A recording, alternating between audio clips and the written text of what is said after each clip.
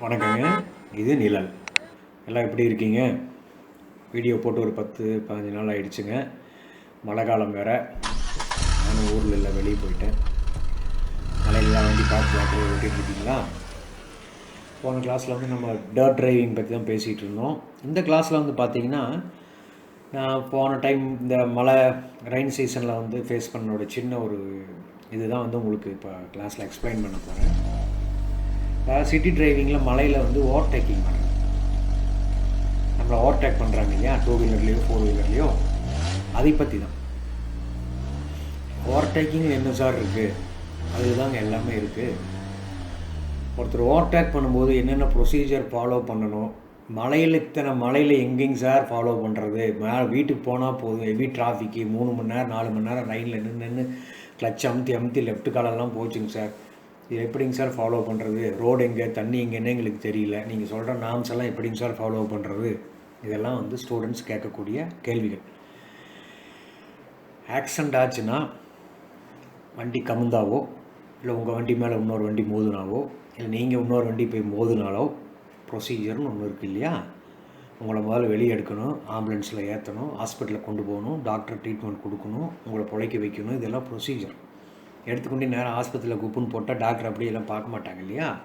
அந்த மாதிரி தான் மழை காலம் மட்டும் வெயில் காலமாக இருந்தாலும் சரி, ஓவர்டேக்கிங் வந்து நம்ம ஊரில் வந்து, அதாவது ஒரு சில பேரை பண்ணுற தப்புனால எல்லா டிரைவிங் 4 வீலர் 2 வீலர் டிரைவிங் எல்லாத்தையுமே பாதிக்குது. நம்ம லெஃப்டில் போயிட்டுருக்கோம், ரைட்டில் ஓவர்டேக் பண்ணுறாங்க. நம்ம வந்து ஒரு 50 கிலோமீட்டர் ஸ்பீடில் போயிட்டுருக்கோம் அப்படின்னா, ரைட்டில் ஓவர்டேக் பண்ணுறாங்க. நான் ஸ்டூடெண்ட்டு கேட்குறது இதுதான். ரைட்டில் ஓவர்டேக் பண்ணும்போது எவ்வளோ கிலோமீட்டர் ஸ்பீடில் போய் ஓவர்டேக் பண்ணணும்? ஒரு 60 கிலோமீட்டர் ஸ்பீடில் போகணும் சார். ஆப்போசிட்டில் நீங்கள் வந்து லெஃப்ட் லைனில் போயிட்டு இருக்கும்போது உங்களுக்கு வந்து நடுவில் ரோடு மீடியேட்டர் இந்த டீவியேஷன் இருந்ததுன்னா தப்பிச்சுக்கலாம். இல்லை ஓப்பன் ட்ராக்கில் ஒரே ட்ராக்கில் 2 வண்டி ஆப்போசிட் வந்துட்டு இருக்குது அப்படின்னா, ஆப்போசிட்டில் யாரும் வரலைங்கிற பட்சத்தில் நீங்கள் ஓவர்டேக் பண்ணலாம். அந்த ஓவர்டேக் பண்ணும்போது 50 to 60 கிலோமீட்டர் ஸ்பீடில் போகலாம் அப்படிங்கிற மாதிரி சொன்னாங்க ஸ்டூடெண்ட்ஸ்.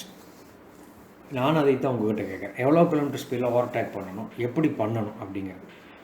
இப்போது நிறைய இடத்துல நானே பார்த்தேன். முன்னாடி மலையில் போயிட்டுருக்கும்போது ஒரு லாஸ்ட் வீக்கில் என்னை ஒரு பைக் ஓவர்டேக் எடுக்குது. நான் ஒரு 40 கிலோமீட்டர் ஸ்பீடில் போய்ட்டு, அப்ராக்சிமேட்டாக நான் சொல்கிறேன். இப்போ முன்னாடி அந்த கேமரா எல்லாமே இருக்கிறதுனால டேஷ்போர்ட் கேமராவில் பதிவாகுது, அதெல்லாம் வேண்டாம் இப்போதைக்கு. 40 கிலோமீட்டர் ஸ்பீடில் போயிட்டுருக்கேன். அவர் என்னை ஓவர்டேக் எடுக்கிறார். ஒரு 50 கிலோமீட்டர் ஸ்பீடில் ஓவர்டேக் எடுக்கிறார். ஓவர்டேக் எடுத்தோன்னே என்ன பண்ணுறாரு? லெஃப்ட்டில் கட் பண்ணுறாரு. இது நியாயமான முறையில் ஓவர்டேக்கிங் கிடையாது.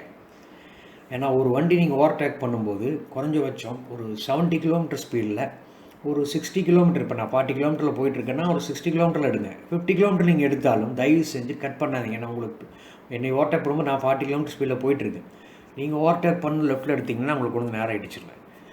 என்ன பண்ணணும்? ஒரு குறைஞ்சபட்சம் ஒரு 1 கிலோமீட்டரு இல்லை ஒரு 500 மீட்டரு, கொஞ்சம் ஒரு 1/2 கிலோமீட்டராக நீங்கள் போய் தான் அப்புறம் லெஃப்ட்டில் ஓவர்டேக் லெஃப்ட்டில் வரணும். நீங்கள் அதை விட்டுட்டு ஓவர்டேக் ஃப்ரண்ட் வீல் தாண்டணுன்னவே ரைட் சைடில் ஃப்ரண்ட் வீல் தாண்டணும், லெஃப்ட்டில் திருப்பினீங்கன்னா, இண்டிகேட்டர் போட்டு திருப்பினீங்கன்னா எப்படி வண்டி கண்ட்ரோல் பண்ண முடியும்? அவர்கிட்ட கேட்டால் நான் இண்டிகேட்டர் போட்டேன் சார். நான் இண்டிகேட்டர் போட்டால் என் வண்டி பிரேக் அடிக்குமா சொல்லுப்பா அப்படின்னா, இண்டிகேட்டர் போட்டால் என் வண்டி பிரேக் அடிச்சுக்குமா? நான் சிட்டி டிரைவிங் ஸ்பீட் லிமிட்டுக்குள்ளே தான் சார் போகிறேன். எல்லா ரூல்ஸும் பேசுகிறாரு. நான் சொன்னேன், கிவ் ரெஸ்பெக்ட் அதர் ரோடு யூசர்ஸ்ப்பா. நீ வண்டி ஓட்டிகிட்ருக்கேன். உன்னை வந்து ஒரு பையன் ஓவர்டேக்கோ ஒரு பொண்ணு ஓவர்டேக் எடுத்து ஓவர்டேக் லெஃப்ட் கட் பண்ணால் நீ ஒத்துக்குவியா? இல்லை சார், ஆனால் 40 கிலோமீட்டர் 50 கிலோமீட்டர் தான். 50 கிலோமீட்டர் நீ போனாலும் ஓவர்டேக் எடுத்துல கொஞ்சம் தூரம் போய் அப்புறம் லெஃப்ட்டு கட் பண்ணேன். எடுத்து ஃப்ரண்ட் வீல் கிட்டே கட் பண்ணினேன். இந்த வண்டி வர ஸ்பீடில் எப்படி உண்மையில தானே போதும்? அது யோசிக்கவே மாட்டேன் நீ அப்படின்னு ஒரு நிமிஷம் உண்மையிலே அந்த பையனுக்கு புரியவே இல்லை. நான் என்ன சொல்கிறேன்னே புரியல. 40 கிலோமீட்டர் ஸ்பீடில் தான் சார் போனேன். ஓவர் ஸ்பீடில் நான் போகல சார். மழை பெஞ்சிட்ருக்குங்க சார். எப்படிங்க சார் நான் வந்து உங்களை ஓவர்டேக் பண்ணி அப்படி? நீ ஓவர்டேக் பண்ணது தப்பு சொல்லலப்பா. ஓவர்டேக் பண்ணி உடனே லெஃப்ட்டில் வராதேன்னு சொல்கிறேன். ஏன்னா நான் பின்னாடி வந்துட்டுருக்கேன். 1 மணி நேரத்துக்கு 40 கிலோமீட்டர் ஸ்பீடில் வந்துட்டுருக்கேன்னா, இப்போ நீ ஓவர்டேக் பண்ணிங்கன்னா எனக்கு 60 70 கிலோமீட்டர் ஸ்பீடில் போனீங்கன்னா தான் என்னை நீ தாண்டி ஒரு 200 மீட்டர் 300 மீட்டர் போனதுக்கப்புறம் தான் நீ லெஃப்ட்டில் எடுக்க முடியும். நீ 40 கிலோமீட்டர் நான் போயிட்டுருக்கேன், நீ 50 கிலோமீட்டரில் போய் ஒரு 10 கிலோமீட்டர் ஸ்பீடில் போய் லெஃப்ட் உடனே எடுத்தீங்கன்னா நான் உன்னை சீக்கிரம் ரீச் பண்ணிடுவேன். டக்குன்னு பேக் வீல் வந்து என் வண்டி போய் முட்டிடும். அது உனக்கு புரியுதா அப்படின்னா? இல்லை புரியல உனக்கு. இது நான் சொன்னது வந்து புரியவே இல்லை. சரி நீ கிளம்பு, நீ பார்த்து போ அப்படின்னு சொல்லி அனுப்பிச்சி விட்டுட்டேன். நான் இப்போ அதை தான் உங்களுக்கு கிளாஸில் ஷேர் பண்ணுறேன். தயவு செஞ்சு ஓவர்டேக் பண்ணும்போது ஸ்பீடை கால்குலேட் பண்ணிக்கோங்க. உங்கள் ஸ்பீடாமீட்டரை பாருங்கள். நீ அவர்கிட்ட ஓவர்டேக் பண்ணுறீங்கன்னா உங்களுக்கு எவ்வளோ போயிட்டுருக்கு, 50 போயிட்டுருக்கா, ஒரு 70 போங்க. நான் சொல்கிறது எல்லாமே depend upon the road, traffic road, புரிஞ்சுங்களா? அந்த ஒரு 70 கிலோமீட்டர் போய் ஒரு 200 மீட்டர் 300 மீட்டர் தாண்டி போங்க. அவரை தாண்டி போது லெஃப்ட் சைடு மிரர் பார்த்து அப்புறம் கட் பண்ணுங்கள். சக்குன்னு உடனே பம்பர் டு பம்பர் கட் பண்ணாதீங்க. அது யாருனாலையும் பண்ண முடியாது. அப்போ எப்படி பிரேக் அடித்து வண்டி கண்ட்ரோல் பண்ண முடியும்? இந்த மழையோ வெயிலோ அதெல்லாம் ரெண்டாவது பிரச்சனை. அப்படி யாராவது பண்ண முடியுமா? பண்ணலாமா? அந்த மாதிரி முதல்ல டிரைவிங்கில் பண்ணவே கூடாது. நம்ம பண்ணுற பெரும் தப்பு இதுதான். ஆக்சிடென்ட்ஸ் அங்கே தான் ஆகுது. பின்னாடி சண்டை போட்டுக்கிட்டு சத்தம் போட்டுக்கிட்டு இப்படி லெஃப்ட் ரோடுனா நான் கரெக்டாக தான் போனேன், நீ தான் வந்து பார்க்காம நீ பிரேக் அடிக்க வேண்டியது தானே. அதெல்லாம் எதுக்கு? நீங்கள் நீ வந்து ஓவர்டேக் பண்ணுறீங்க. அப்போ என்ன ஆகணும்? உங்கள் வண்டி சேஃப்டி முதல்ல நீங்கள் பார்க்கணும். 40 நான் போயிட்டுருக்கிறேன்னா 50 கிலோமீட்டர் எடுக்கிறது தப்பு. ஃபர்ஸ்ட் ஆஃப் ஆல் ஒரு 60 கிலோமீட்டர் ஸ்பீடில் போங்க. போய் ஒரு 200-300 மீட்டர் போங்க. முடிஞ்சால் ஒரு 1/2 கிலோமீட்டர் போங்க. Depend upon the traffic. நான் சொல்கிறேன், ஆப்போசிட்டில் வண்டி வந்துட்டு இருந்ததுன்னா எடுக்காதீங்க. இந்த கட் அடிக்கிற வேலையெல்லாம் முதல்ல விடுங்க. ஒரு 4 வீலர் போயிட்டுருக்கு, 2 வீலரில் போய் கட் அடிக்கிற வேலையெல்லாம் முதல்ல விடுங்க தயவு செஞ்சு. நீங்கள் உட்காருங்க, ஸ்டேரிங் பிடிச்சி உட்காரும்போது தான் எவனாவத்தை கட் பண்ணால் தான் அதனுடைய வழி என்னங்கிறது உங்களுக்கு தெரியும். எது கிளச்சு எது பிரேக்னே தெரியாமல் அந்த போது அப்படியே பயங்கர டென்ஷன் ஆகிருங்க அந்த சமயத்தில். நான் சொல்கிறது லேர்னர்ஸ். எக்ஸ்பீரியன்ஸ் ஆனாலும் திட்டலாம். நான் திட்டுறதெல்லாம் விட்டு ரொம்ப வருஷம் ஆச்சு.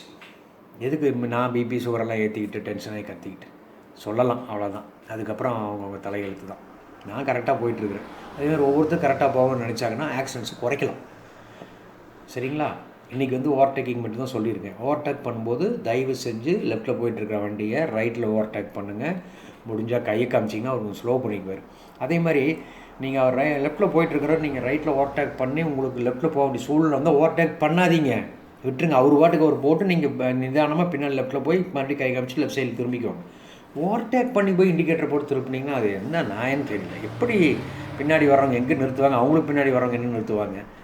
இண்டிகேட்டர் போட்டால் வண்டி நின்றுமா? அதே மாதிரி சிக்னலில் வந்து ஆரன் கொடுக்காதீங்க. ஆரன் அடித்தா வண்டி போயிடுமா? முன்னாடி வண்டி எடுத்தால் தானே அடுத்தவங்களும் எடுக்க முடியும். கொஞ்சம் யோசனை பண்ணுங்கள். சரிங்களா? மறுபடியும் சந்திப்போம். வணக்கம். இது நிழலுங்க.